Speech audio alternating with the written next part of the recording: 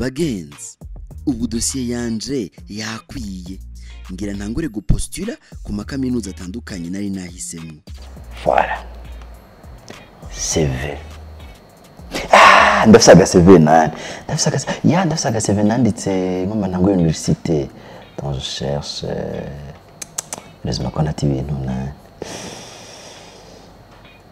CV King. Le voilà. Ouvre-toi. Oya, kweli, oya. Umunga dotugora. None iyo CV kweli, ibona ari CV kweli ushobora gupresenta hano. Non, on est en 2022. Hama CV meza, ameze neza, ari actualisé, ashobora kumeta en valeur. Yo muri 2022, ama CV moderne. Ariko kuri internet rabo, hama ucu inspire.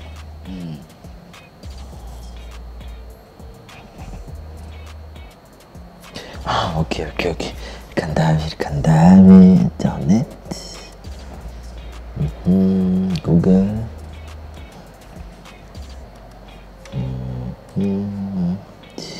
Voilà, simple de CV. Moderne. Ok. Super.